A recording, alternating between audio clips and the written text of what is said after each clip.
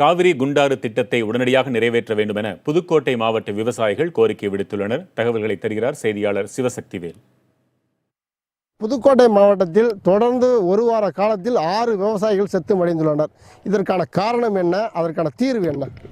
புதுக்கோட்டை மாவட்டத்தில் இயற்கையை நம்பி ஆற்றுத்தன்மையை நம்பி பண்ணுற விவசாயமும் அறந்தாங்கி ஆவடர் அந்த ஏரியாவில் இருக்குது.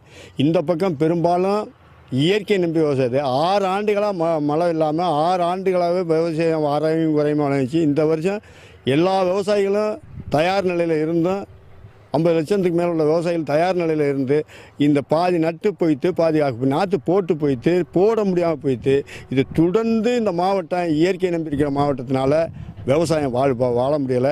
விவசாய தற்கொலைக்கு காரணமே வாழ்வதை விட இறப்பதே மேலே. ஏன்னா காவேரி குண்டாறு என்பது மன்னர் காலத்திலேருந்து வல்லத்தரசு KR சுப்பையாவிலேருந்து உமாநாத் காலத்திலேருந்து கேட்டுக்கிட்டே இருக்கிறோம்.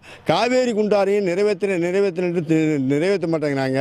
உபரி நீர் தண்ணி வருவதனாலும் கேட்போம்னு கேட்டால் இந்த தண்ணிக்கும் வழி இல்லை. இயற்கையும் சோதிச்சு விட்டுச்சு. கர்நாடக அரசிலிருந்து தமிழக அரசு வாங்கி இந்த கடமடை பகுதிக்கும் தண்ணீர் கொடுக்க முடியலை.